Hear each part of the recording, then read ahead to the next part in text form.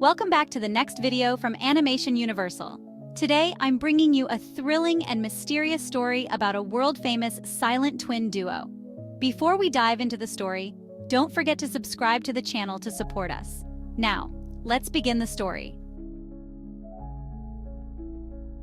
Twins often share a deep and mysterious connection that surpasses normal human understanding.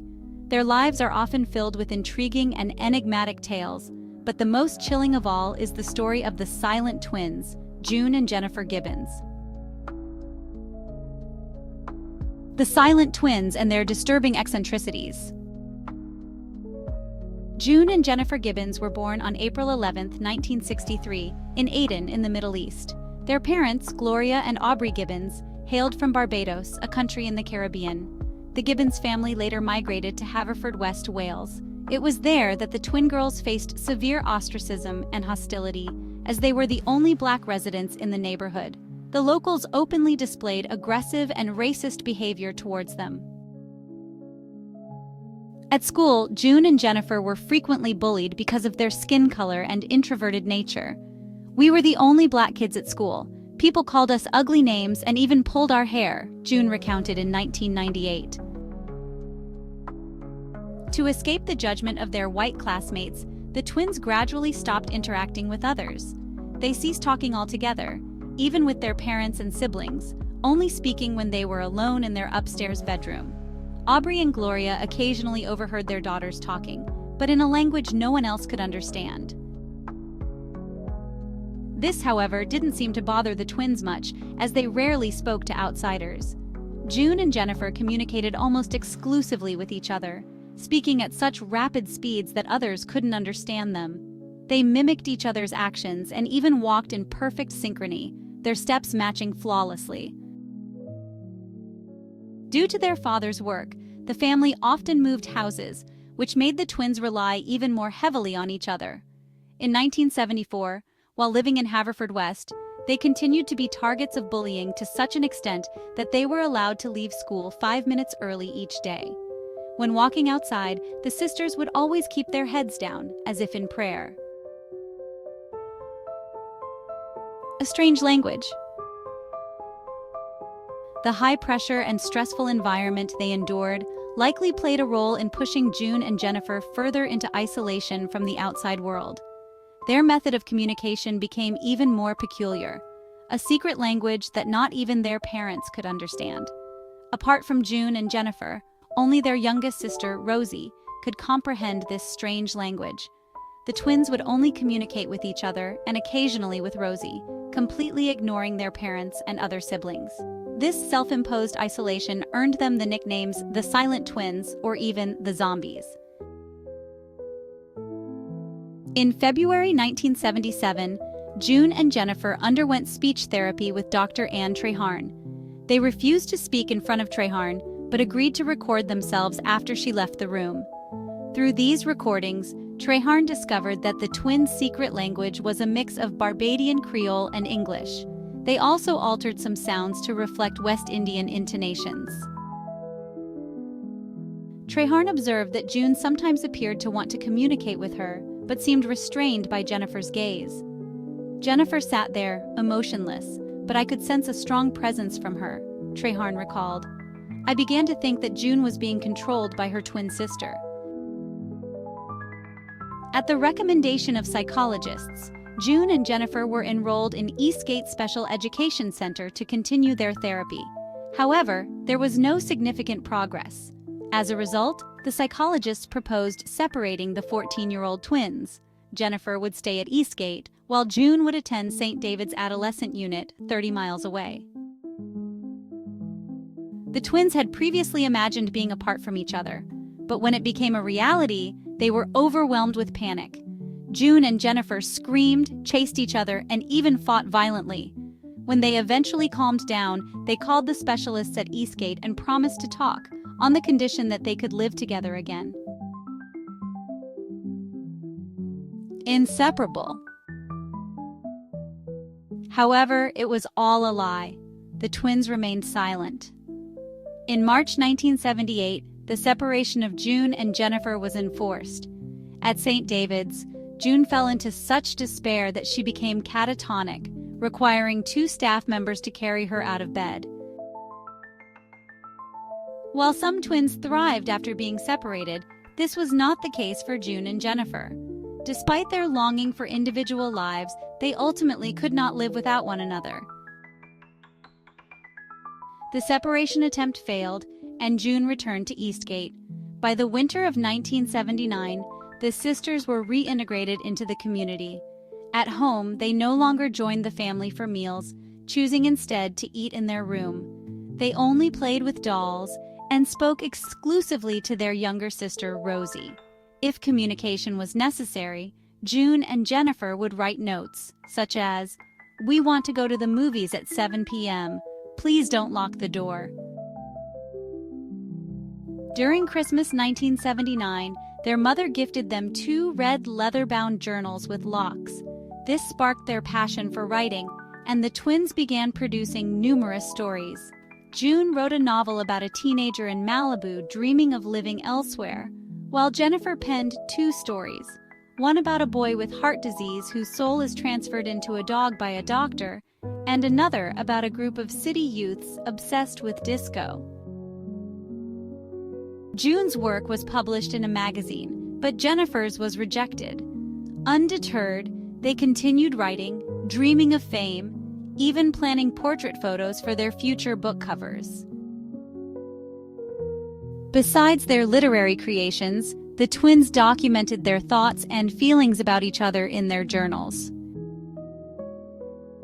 "Jay and I have a love-hate relationship," June confessed. "She thinks I'm weak. She doesn't realize how much I fear her. I wish I were strong enough to break away from her."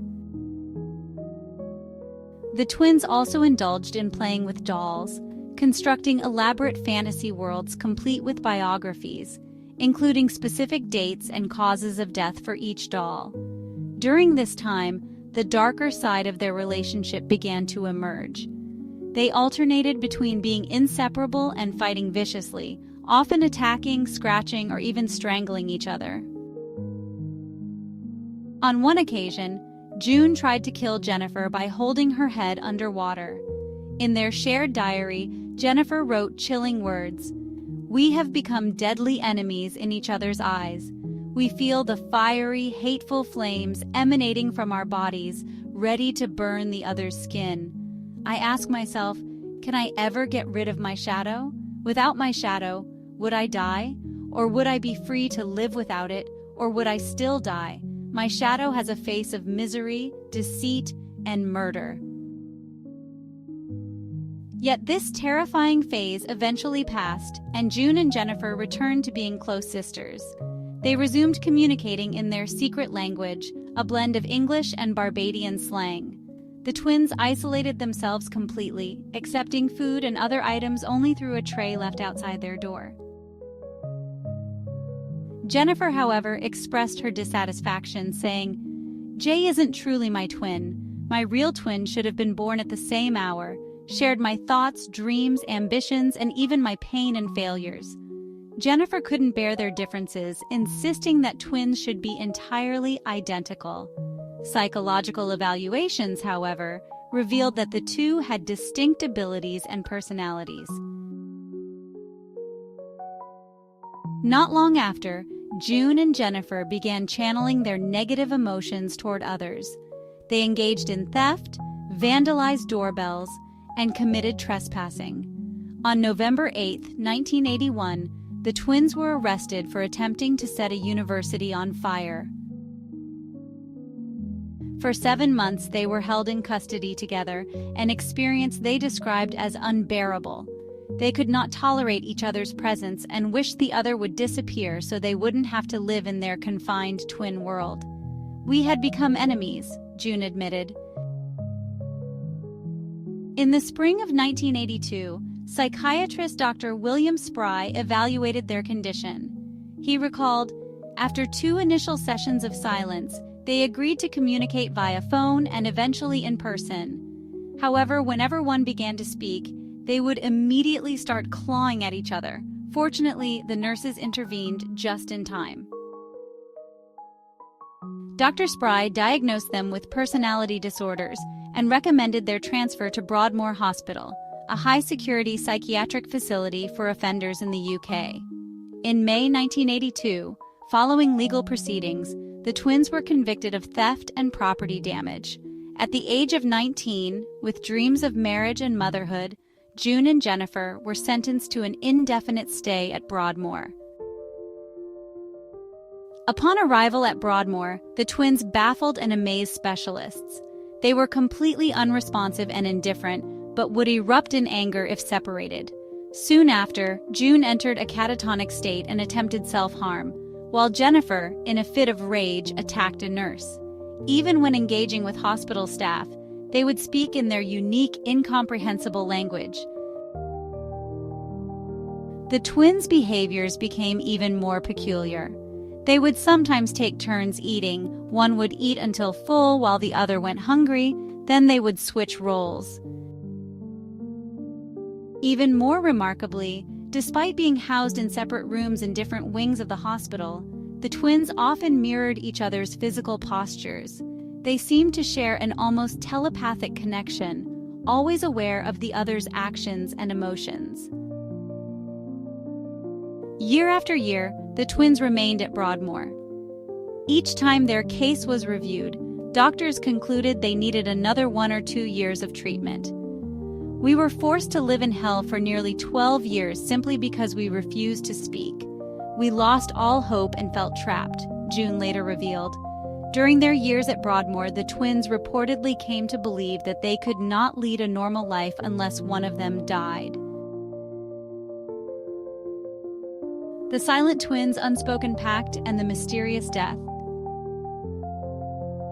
During their time at Broadmoor Hospital, June and Jennifer caught the attention of Marjorie Wallace, a journalist from the London Sunday Times. Wallace patiently built a relationship with the twins, delving into their peculiar case and bringing their enigmatic story to public attention.